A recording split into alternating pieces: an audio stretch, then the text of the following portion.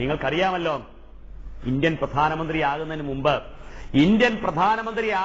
മുൻപ് ഗുജറാത്ത് മുഖ്യമന്ത്രിയായിരുന്ന മനുഷ്യനായിരുന്നു ആര്? ശ്രീമാൻ നരേന്ദ്രമോദി. ഗുജറാത്ത് മുഖ്യമന്ത്രിയായിരുന്ന സമയത്താണ് ശിവഗിരി മഠം ഔദ്യോഗികമായിട്ട് നരേന്ദ്രമോദിയെ ക്ഷണിക്കുന്നത്. അന്ന് എല്ലാവരും അംഗം വെച്ചു. കാരണം എന്താണ്? ഇത്രയും വലിയ നിന്ദ്യനായ ഒരു മനുഷ്യനെ ഇവിടെ കൊണ്ടിരുന്നത് ശരിയല്ല, ശിവഗിരി അതിനുള്ള വേദിയല്ലെന്നൊക്കെ ഉണ്ടായി. ഞാനിത് പറയുന്നത് മോഡിയുടെ ആളായൊന്നുമല്ല കേട്ടോ, ഞാൻ ആ പാർട്ടിക്കാരനുമല്ല. പക്ഷേ നല്ലതല്ലൊരുവൻ ചെയ്ത നല്ല കാര്യം മറപ്പത്, നല്ലതല്ലാത്തത് ഉടനെ മറന്നിടുന്നു ഉത്തമം. അതുകൊണ്ട് മാത്രമേ പറയുന്നത്.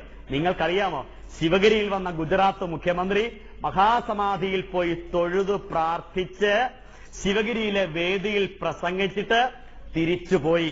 തിരിച്ചുപോയതിന്റെ 101ാമത്തെ ദിവസമാണ് ഇന്ത്യൻ പ്രധാനമന്ത്രിയായിട്ട് നോമിനേഷൻ കിട്ടുന്നത്. പിടികിട്ടിയോ നിങ്ങൾക്ക്? ശിവഗിരിയിൽ എത്തി തൊഴുന്നതിന്റെ 101ാമത്തെ ദിവസം. അല്ല 85ാമത്തെ 75 ആണെ പോട്ടെന്ന് വിചാരിക്കായിരുന്നു. 101ാമത്തെ ദിവസം. അന്ന് പോയപ്പോഴേ 2 സമ്മാനങ്ങൾ കൊടുത്തുവിട്ടു സന്യാസിമാര്. ഒന്ന്, ശ്രീനാരായണ ഗുരുദേവന്റെ 14,500 രൂപ വിലയുള്ള ഒരു ഫോട്ടോ. 2, ഒരു പ്രാർത്ഥന. അതിന്റെ ഹിന്ദി രൂപം കൊടുത്തുവിട്ടു. എന്തിനാ? എല്ലാ ദിവസവും ഇരിക്കട്ടെ ഒരു വിളക്ക് പോലെ എന്ന് പറഞ്ഞുകൊണ്ട്. ആ പ്രാർത്ഥന നിങ്ങൾക്കറിയുമോ? പ്രധാനമന്ത്രി പദത്തിൽ എത്തിയതിനു ശേഷം ഒരു സന്യാസിയെ ഗുജറാത്തിലേക്ക് വിളിച്ചു. നരേന്ദ്രമോദിയുടെ വീടിന്റെ ഒരു മൂലയിലിരുന്ന ആ ഗുരുവിന്റെ ഫോട്ടോയുണ്ടല്ലോ, 14,000 രൂപ വിലയുള്ള ഫോട്ടോ. ആ ഫോട്ടോ എടുത്ത് ഇന്ത്യൻ പ്രധാനമന്ത്രിയുടെ പൂജാമുറിയുടെ നടുവിൽ സ്ഥാപിക്കുന്നതിന് വേണ്ടി. ഇന്ത്യൻ പ്രധാനമന്ത്രിയുടെ പൂജാമുറിയുടെ നടുവിലിരിക്കുന്നത് ശ്രീനാരായണ ഗുരുദേവനാണെന്ന് നമ്മളെങ്കിലും മനസ്സിലാക്കണ്ടേ, നമ്മളെങ്കിലും തിരിച്ചറിയട്ടെ. അവിടെ ചൊല്ലിയ പ്രാർത്ഥന ഏത്? രക്ഷാകരോ ജഗദീശ छोड़ो न हम तो कभी, रक्षा करो जगदीश छोड़ो न हम तो कभी, भवजल निधि के तो नाविक तुम हो प्रभो, चरण तुम्हारी बने नौका हमारी विभो, रक्षा करो जगदीश छोड़ो न हम तो कभी. മലയാളത്തിൽ പറയൂ നിങ്ങള്, ദൈവമേ കാത്തുകൊള്ളങ്ങ്. നോക്കൂ, ഇത് രണ്ടുമാണ്. ഒരു സാധാരണ വ്യക്തിയെ എത്തിച്ചത് എവിടെയാണെന്ന് ആലോചിച്ചോണം നിങ്ങള്. 2ാമത്തെ തവണ വന്നപ്പോ പ്രശ്നമൊക്കെ ഉണ്ടായി. ശിവഗിരി പറയുന്നു, ഞങ്ങളാരും വിളിച്ചിട്ടില്ല, ഞങ്ങളാരും ക്ഷണിച്ചിട്ടില്ല. എന്നിട്ടും വന്നു. രാജ്യത്തിന്റെ പ്രധാനമന്ത്രിയായിട്ട് പോലും വന്ന് തൊഴുതു പ്രാർത്ഥിച്ചിറങ്ങിയപ്പോ പത്രക്കാര് ചോദിച്ചില്ലേ ചോദ്യം, എന്താ അങ്ങ് പ്രാർത്ഥിച്ചതെന്ന്?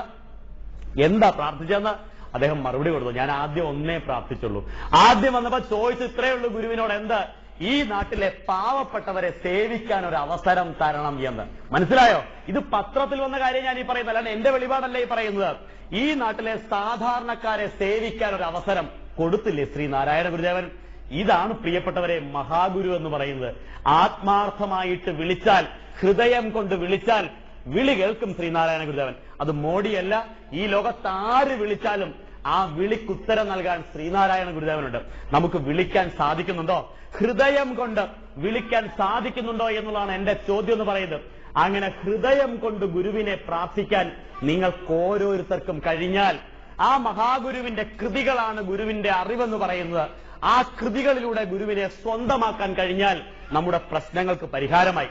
നമുക്ക് സമാധാനവും സന്തുഷ്ടിയുമുള്ള ഒരു ജീവിതം നമ്മളെ തേടി വരും.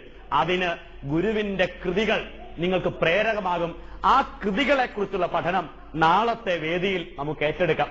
നാളത്തെ അവസരം അതിനുവേണ്ടിയുള്ളതാവട്ടെ. നാരായണ ഗുരുദേവന്റെ 65 കൃതികളിൽ പ്രധാനപ്പെട്ട കുറേ എണ്ണം നമുക്ക് പരാമർശിക്കേണ്ടതുണ്ട്. ഒപ്പം ശ്രീനാരായണ ഗുരുദേവന്റെ ശതാബ്ദി വർഷത്തിൽ, അതായത് ഈ 2016 ശതാബ്ദിയാണ്, 2016 ആ ശതാബ്ദി ആഘോഷിക്കുന്ന ഗുരുവുമായിട്ട് ബന്ധപ്പെട്ട സംഭവ വികാസങ്ങൾ ഏതൊക്കെയാണ് നമ്മൾ പഠിക്കണം. യഥാർത്ഥം നിങ്ങൾക്കറിയാമോ, ഈ വർഷം എന്ന് പറയുന്നത് മഹാഗുരുവിന്റെ കൃതികളിലെ ഏറ്റവും ശ്രദ്ധേയമായ കൃതികൾ 100ാം വർഷം ആഘോഷിക്കുന്നു. അതുകൊണ്ട് എന്റെ പ്രിയപ്പെട്ടവരെ, ഈ ശതാബ്ദി വർഷത്തിൽ ആ കൃതികൾ പഠിക്കലാവണം സാരഥി കുടുംബാംഗങ്ങളുടെ ഇനി ഒരു കൊല്ലക്കാലത്തെ അജണ്ട എന്ന് പറയുന്നത്.